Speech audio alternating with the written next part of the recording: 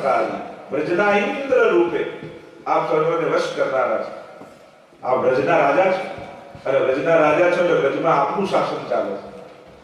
પ્રભુ વ્રજના રાજા એટલે જ આપણે ત્યાં ખેલના દિવસોમાં આદિમાં ડોલ ઉત્સવ જાય અને ત્યારે ખેલના 40 દિવસોમાં તો ચરણારવિંદ ઢાંકી દેવામાં આવે કે અત્યારે દાસ ભાવની સાખ્ય ભાવ એટલે વસ્ત્ર ઢાંકી અને પછી ખેલાવી. પણ પાછો ડોલ ઉત્સવ પૂરો થાય એટલે જરીના વાગા જરીના સાગ અને દ્વિતીયા પાઠનો ઉત્સવ આવે કે આપ તો વ્રજના રાજા છે. દેખીએ લાલ ભવન અમારું આપણે કીર્તન ગવાય એટલે કહેવાય દ્વિતીયા પાઠ કે પાછા વ્રજ ભક્તો ઠાકોરજીને રાજાના સિંહાસન પર પધરાવીને તિલક કરે છે. એ પાછું રાજ તિલક પ્રભુનું થાય છે દ્વિતીય પાઠ. તો આમ આપ વ્રજના રાજા છો એટલા માટે તો આ રાજા જેવી લીલા કરો. કઈ દાણ લીલા ગોવર્ધન કી શિખર તે મોહન દેની ટેર. આપ સાંકડી કોર આપણે વ્રજમાં જઈશું ત્યારે દર્શન કરીશું. એ સાંકડી કોરમાં એવી કોર છે કે એક એક સખીઓ નીકળે છે. બે પર્વત એની વચ્ચે રસ્તો હોય અને ત્યાંથી એક એક ગોપી નીકળે અને ઠાકોરજી પર્વત પર ઊભા રહી જાય અને જ્યાં ગોપીઓ જતી હોય ઠાકોરજી માર્ગ રોકે, સખાઓને આડા ઊભા કરી દે કે ક્યાં જાઓ છો? હું વ્રજનો રાજા છું, મને કરા. મેરી ભરી મટુકિયા લે ગયોરી અને ઠાકોરજી મટુકી લઈને ભાગે અને ભક્તો ઉપર પોતાનો અધિકાર જતાવે. વ્રજરાજ વિરાજિત ઘોષ વરે વર્ણીય મનોહર શ્યામ વરે અનેક પ્રકારના પદ સાહિત્યમાં પણ છે કે પ્રભુ વ્રજના રાજા છે. વ્રજેશ એમ કહું વ્રજના ઇન્દ્ર આપ છો અને મહેન્દ્ર સર્વા ગર્વા અધિક ગર્વહારી અને મહેન્દ્ર એવા ઇન્દ્રના ગર્વને હરનારા. મેં કહ્યું પ્રભુનું નામ કાલે દેવ દમન શ્રીનાથજી છે. દેવોનું દમન કર્યું કારણ કે દેવતાને સામર્થ્ય મળ્યું તો પોતાને ભગવાન માનવા લાગે અને ઠાકોરજી ત્યારે દમન કરે છે કે તમે દેવતા છો, ભગવાન નથી. ત્રણ શબ્દો સમજવા જેવા છે: ભગવાન, ભગવદ અવતાર અને દેવતા. આ ત્રણે જુદા કક્ષાઓ છે, જુદી અવસ્થાઓ છે. આ જુદી જુદી અવસ્થા પ્રમાણે જુદું સામર્થ્ય એમનામાં હોય છે. તો દેવતા પદ એ જુદું દેવતાનું પદ છે. તો એ દેવતા રૂપે ઇન્દ્ર છે, વરુણ છે, કામદેવ છે, બ્રહ્માજી છે. એ દેવતા પદ ભગવાને જ આપેલું છે. પણ જ્યારે એ ભૂલીને પોતાનું સામર્થ્યનું અભિમાન થઈ જાય પ્રભુ ત્યારે એમના ગર્વને હરે છે. જો પ્રભુ તમારો બગાડ કરવા ઈચ્છતા હશે ને તો તમારા અહંકાર વધારનારા લોકો આજુબાજુ ગોઠવી દેશે. અને જ્યારે અહંકાર વધ્યો પછી તમારો બગાડ કરવા માટે તમને તમારા સિવાય બીજા કોઈની મદદની જરૂર નહીં પડે. આપણે જ આપણો બગાડ કરીએ. અને પ્રભુ કૃપા કરવા ઈચ્છતા હશે ને તો કોઈને ને કોઈને નિમિત્ત બનાવી તમારો અહંકાર તોડાવશે. કારણ કે પ્રભુ તમારું અહિત કરવા નથી ઈચ્છતા. પ્રભુને બાકી બધું ચાલી જાય પણ ભક્ત અહંકાર કરે નથી ગમતા.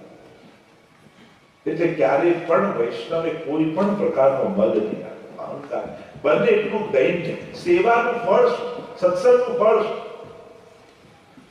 તમારી જાતે ચેક કરો. હું આટલા સમયથી સેવા કરું છું, પહેલા કરતા મારી દીનતા વધી. તમે પોતે મારી વાણીમાં, મારા વ્યવહારમાં, મારા વિચારમાં દૈન્ય આવી. અને જો દીનતા વધી રહી હોય તો માનજો કે ઠાકોરજી તમારી સેવા સ્વીકારી તમારું સત્સંગ ફલિત થઈ રહ્યું છે. દીનતાના પાત્રમાં મન મણી મૂકી ભેટ ભગવંતજીને દરજો. નિશ્ચયના મહેલમાં વસે મારો વાલમો, વસે વ્રજ લાડીલો રે. તેને જાય તે ચાંકી. આપણા દયારામભાઈ ડભોઈના સત્સંગ દેશમાં ભક્તિ નગર છે, પ્રેમની કોળ પૂછી જાજો જીરે. વિરહ તાપ કોળિયાને મળી બોલે બેસજો અને સેવા સીડી ચડી ભેલા થાજો જીરે.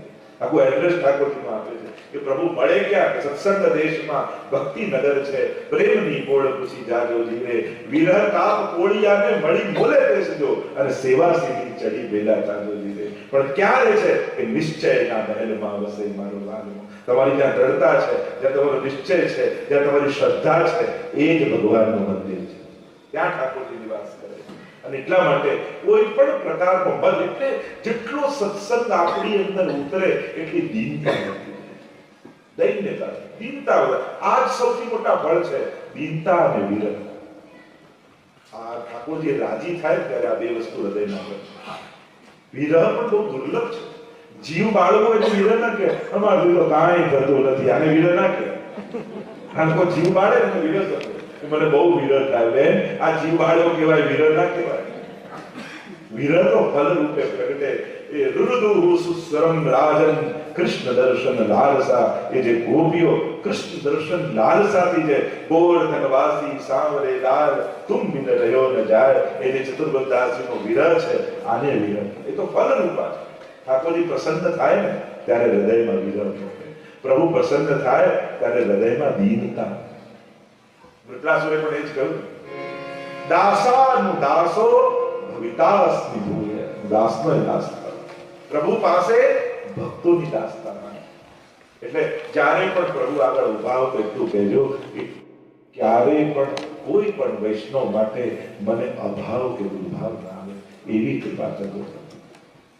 ક્યારે પણ વૈષ્ણવના દોષ ન જો એવી કૃપા કરો. કારણ કે આપણે ત્યાં પ્રભુનો અપરાધ થાય તો વાંધો નહીં, ગુરુનો અપરાધ થાય તો વાંધો નહીં, પણ કોઈ વૈષ્ણવનો અપરાધ ન થાય એનો ભય વૈષ્ણવે રાખે.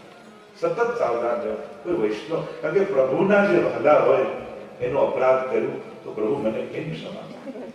એટલા માટે સતત સાવધાની રાખવી, વૈષ્ણવના દોષથી બચવું. વૈષ્ણવ આવે વારને હરિરાયજી તો આપણે શિક્ષા આપણે વલ્લભ સાખીમાં કેટલું કહે, ઉનકે મન કી વો જાને મેરે મન જાને. એ ગમે તે ભાવનાથી આવ્યો, આપણે તો આપણો ભાવ નિર્ણય નહીં કરો. કારણ તમારો ભાવ નિર્ણય કરશો તો નુકસાન તમને થશે. આપણો ભાવ ઉચ્ચ રાખીએ ને તો આપણો આનંદ બરકરાર રહે. એ જે બી ભાવથી આવે, એ કોઈ પણ ભાવથી આવે, આપણે દુર્ભાવ ક્યારે પણ નહીં આવે. આપણું મન નહીં બગાડો ક્યારે, કોઈ ના બગડે. શા માટે બગડે? તમારા ભાગ્યમાંથી કોઈ કઈ લઈ જવાનું નથી. એટલે આજે ઇન્સિક્યોરિટી છે ને કાઢી નાખશો ને તો કોઈના માટે દુર્ભાવ નહીં. આપણે તકલીફ એ જો કે મારું લઈ જાય, મને આમ કરી જાય, મારું ક્યાંક આ અહંકાર જ છે જે આપણને દુર્ભાવ કરતા. અને જ્યારે દુર્ભાવ જતો જેને કોઈ ના માટે દુર્ભાવ, શેના માટે કેમ? અને ખરેખર એવું ચિત્તવૃત્તિ કરશો તો આનંદ જ બદલાઈ જશે. તમને દુઃખી કરવાનો હક બીજા પાસેથી લઈ લેશો ને તો તમને કોઈ દુઃખી નહીં કરી શકે. આ બધું કરીને આપણે શું કરી છે? બધાને હક આપી છે, મને દુઃખી કરવાનો તમને બધાને હક આપો. એટલે તો આજ કરીએ છીએ ને આપણે બધાને અપેક્ષા કે એની અહંકાર કે અધિકાર આ જેટલા જેટલા છે આ કઈ ને કઈ આપણે બધાને હક વાંટીએ છીએ. તમે દુઃખી કરજો, તમે દુઃખી કરજો, તમે બધાને રિમોટ આપણે આપી દઈએ. હવે ઘરમાં 5 જણ બેઠા હોય, પાંચે હાથમાં એક જ ટીવી નો રિમોટ હોય, ટીવી ની શું દશા થાય? એક જ રિમોટ છૂટાવી લે, કારણ કે દાદાને બીજું કઈ જોવું હોય, છોકરાને બીજું કઈ જોવું હોય, પપ્પાને બીજું કઈ જોવું હોય, દરેકને કઈ જુદું જોવું. પણ હવે એટલા રિમોટ બધાને આપી દો, ટીવીમાં કોઈ ક્લિયર પિક્ચર દેખાય? આપણી અંદર જે કન્ફ્યુઝન પિક્ચર જર્જરિયા દેખાય છે ને એનું કારણ એ બધાને રિમોટ આપી બેઠા. તો ત્યારે દુર્ભાવ નતો રે, અપેક્ષા મને બીજો કોઈ ખુશ કરશે આ આશા રાખશો તો બધા દુઃખી કરવાનો હક આપી દો. સંજોગોથી સુખી થવા યા વ્યક્તિઓથી સુખી થવા કરતા સંકલ્પોથી સુખી થવાનો પ્રયાસ કરો. તો આપણે ઉત્તમ બનવાની કોશિશ, આવી પરિસ્થિતિ થાય, આવા સંજોગ થાય, આવા લોકો મળે તો હું કંઈક સારું કરું, આ કલ્પના છે. સંકલ્પથી ઉત્તમ બનવાની કોશિશ કરો, આ મારો સંકલ્પ છે. અને જ્યારે સંકલ્પોથી પ્રસન્ન થવાનો કોશિશ કરશો પછી તમને સંજોગોની અપેક્ષા નહીં રહે, વ્યક્તિઓની અપેક્ષા નહીં રહે, બધાની મદદની અપેક્ષા નહીં રહે, બધાના સાથની અપેક્ષા નહીં રહે. કારણ કે આ મારો નિર્ણય છે, મારે જીવવો છે. ભક્તિ કરવાનો મેં સંકલ્પ કર્યો, સેવા કરવાનો મેં સંકલ્પ કર્યો, સત્સંગમાં જવાનો મેં સંકલ્પ કર્યો. દર મહિનાનો સત્સંગ આપણો થતો અહીંયા નક્કી જ રાખવાનું કે પરિવારમાં, વિષ્ણુ પરિવારનો સત્સંગ હોય તો અચૂક જવાનું જ. ગામમાં બધાને ખબર હોવી જોઈએ કે આ ટાઈમે જો પ્રસંગ કરીશું તો આ નહીં આવે, કારણ કે આના સત્સંગનો ટાઈમ છે. પણ તમે ઓપન રાખો છો ને, જવાય તો જઈશું, ના જવાય તો કાંઈ નહીં. તો પ્રભુ એવું જ કરશે તો પછી ના જવાય કઈ નહીં, બરાબર. તમારા મનને પણ ખોટા એક્ઝામ્પલ ના આપો. આ મનની જો ખરાબ આદત શું હોય, તમે એને ખોટું એકવાર એક્ઝામ્પલ સેટ કર્યો કે એ દિવસે નતા ગયા તો ચાલી ગયું, તો આજે નહીં જઈએ તો ચાલશે. મન છે ને, તમે એકવાર નતા ગયા પણ મન આ વાતને વારે ઘડીએ યુઝ કરી તમને સત્સંગ છોડાયા છે. આ મનની આદત છે, તમે એકવાર ભાવ કરો ને એના કાયમ માટેની સીડી મળી. જો એ દિવસે કર્યું તો ક્યાં કોઈને ખબર પડી, એમ નહીં કરી ક્યાં ખબર પડે, ક્યાં વાંધો આવવાનો. એટલે મન તમારા એક ખોટા કાર્યને આખી જિંદગી વાપરશો. અને એટલા માટે મનને ખોટું એક્ઝામ્પલ ના નક્કી જ રાખો. સત્સંગનો ટાઈમ હોય એટલે આ મારો 2 કલાક 3 કલાક ભગવાનનો સમય છે. દરેક માટે ધંધામાં તો ટાઈમ આપવો જ પડે, જોબમાં તો ટાઈમ આપવો જ પડે, ફેમિલીમાં તો ટાઈમ આપવો જ પડે, પણ આ બધું જેને આપ્યું એને ટાઈમ નહીં આપવાનો. બધાને ટાઈમ આપવો પડે, પણ જેને આ બધું આપ્યું છે ને એની પાસે, એના માટે મારી પાસે સમય નથી. બીજા કોઈ પાસે સમય હોય ના હોય, પણ વૈષ્ણવ પાસે તો સમય છે. બતાવો, સ એટલે શ્રીનાથજી, મ એટલે મહાપ્રભુજી અને ય એટલે યમુનાજી. આ ત્રણ વૈષ્ણવ પાસે તો છે. આપણી પાસે સમય છે.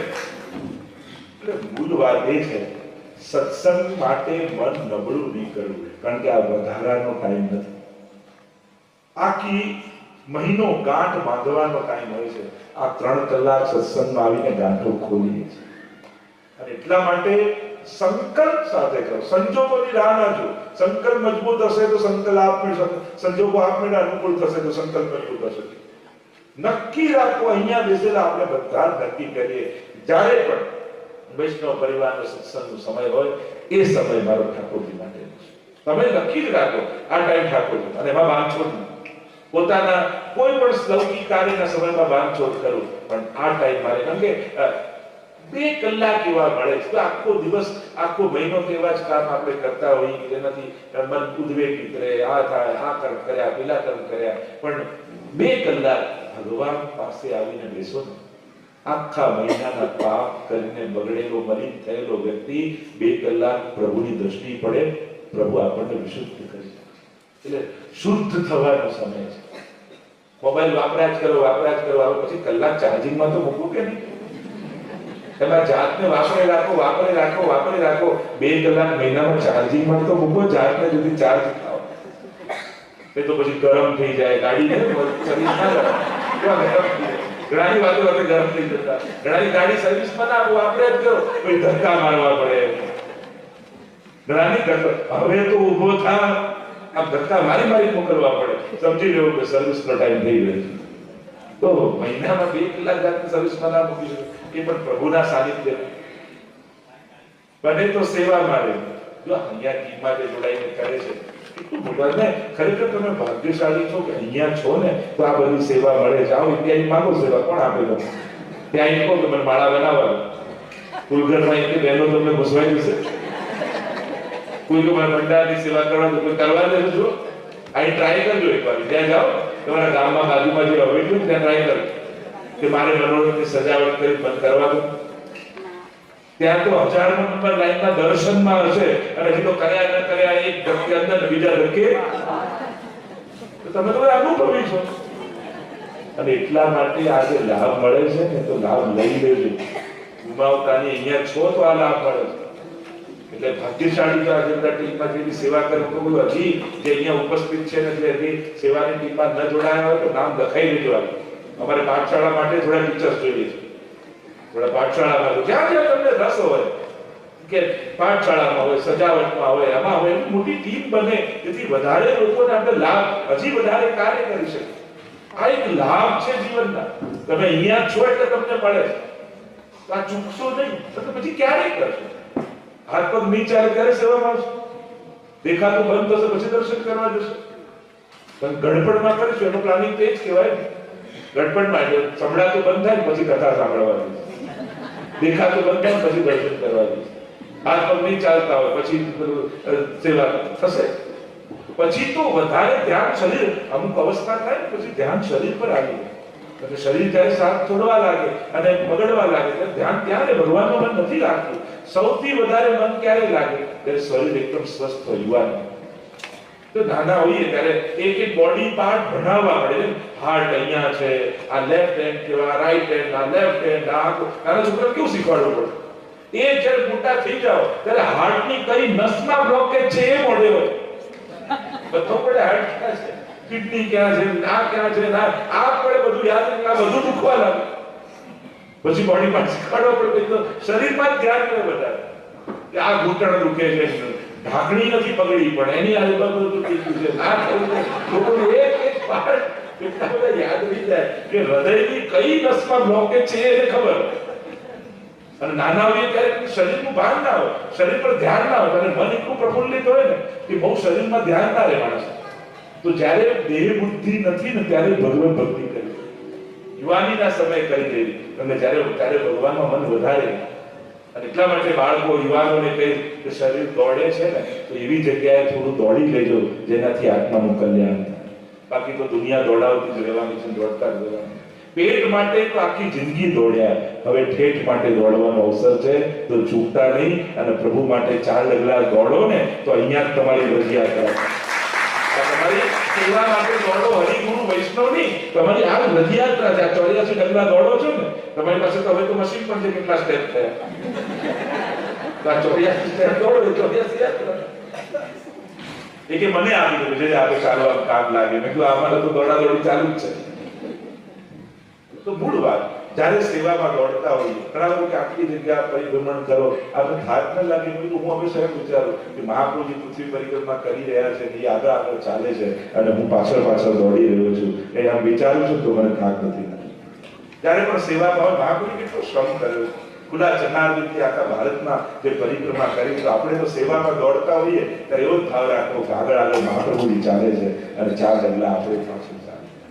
આવો ભાવ રાખીએ તો કેવો આનંદ આવે. વલ્લભનું અનુસરણ કરવાનું તો એનો તો આનંદ હતો, સેવાનો તો આનંદ હતો.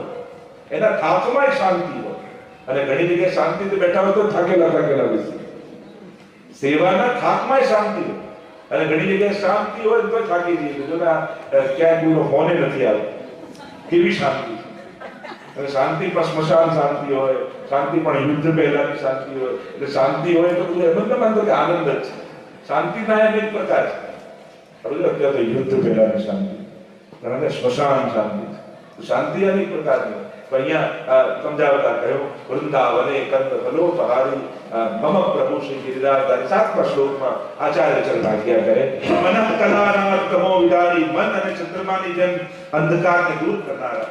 અને ચંદ્રમા મનસો જાત, મનથી પ્રભુના મનમાંથી ચંદ્રમાનો ઉદય થયો છે. તો મન અને ચંદ્રમાની જેમ પ્રકાશ પાથરનારા, અંધકારને દૂર કરનારા. વંશી રવાકારિત કુમારી, વેણુના નાદ દ્વારા કુમારિકાઓને બોલાવીને કૃપા કરનારા ઠાકોરજી. રાસોત્સવોદ્વેલ રસાભિસારી.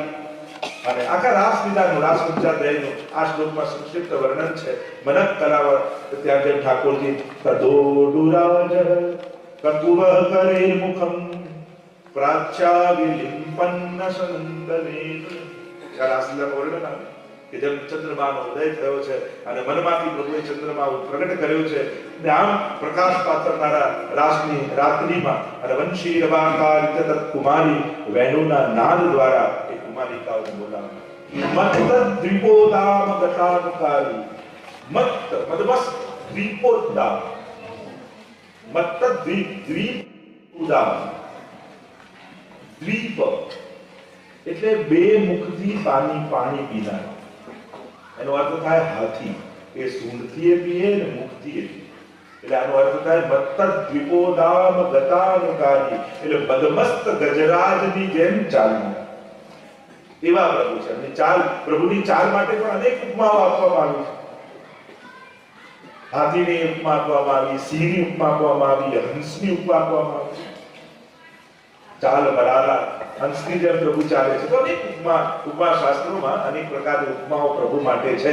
એમાં એક ઉપમા મદમસ્ત ગજગતિ ચાલ ચલે શ્રી વલ્લભ, ઇનકી કૃપા ભય સબ સુલ્લભ, ઇન રવિ કે ઉદય કિરણ જો બાળી, તૈસે સભા પાદ ઉઠી ઠાડી. મૂળ પુરુષમાં મહાપ્રભુ માટે લખ્યું. કેવી ચાલ છે તો મદમસ્ત ગજરાજની જેમ નિર્ભીક થઈ ગજરાજ વનમાં વિચરણ કરતો હોય. પ્રભુ નિર્ભીક વિચરણ કરે. રજયુદ્ધસી સત્સંગે હરિની હાથીની. અને એવા ચાલ છે. લુંઠક પશુના પ્રપદીનહારી, લુંઠક પશુના, પશુ પુષ્પો. અને કેવા છે? ઊંધા મુખવાળા, ચરણ તરફ મુખવાળા. એટલે જ આપણા પુષ્ટિમાર્ગમાં જ્યારે માળાજી બને ને ત્યારે ફૂલનું મુખ થાક તરફ રાખવામાં આવે, ઠાકોરજીના ચરણારવિંદ તરફ રાખવામાં આવે. કારણ કે એવી માળાને ધારણ કરનારા પ્રભુ છે. લુંઠક પશુના પ્રપદીનહારી, જેના મુખ ઊંધા છે, ચરણ તરફ છે, થાક તરફ છે, એવી માળાજીને ધારણ કરવા વાળા પ્રભુ છે. કારણ કે આ ફૂલો વ્રજભક્તો છે અને વ્રજભક્તોનું ચિત્ત પ્રભુના ચરણારવિંદ પર લાગેલું છે. અને એટલા માટે આ રીતે વ્રજભક્તોનો ભાવ રાખી અને પુષ્પોને પરોવવામાં આવે. આપણે ત્યાં શ્યામદાસ કણબીની વાર્તા આવે છે કે ગુસાઈની આજ્ઞા કરી કે શ્યામદાસ તમે ફૂલોની સેવા કરો. ફૂલોની સેવા કરતા અને પૂછ્યું કે જરા સેવાનો ભાવ આપ કહો તો સેવાનો આનંદ વધી જાય. ત્યારે ગુસાઈજીએ કહ્યું કે આ ફૂલો બીજું કઈ નહીં પણ સાક્ષાત વ્રજભક્તોનું સ્વરૂપ છે. આ બ્રજ ભક્તોનો તમે ઠાકોરજી સાથે સમાગમ કરાવો. અને જ્યારે ફૂલની માળા બનાવતા હતા અને સોઈ ઘોસતા હતા ત્યારે એમને થયું કે ફૂલો તો બ્રજ ભક્તોનું સ્વરૂપ, પછી એમને સોઈ કેમ ભોકાય?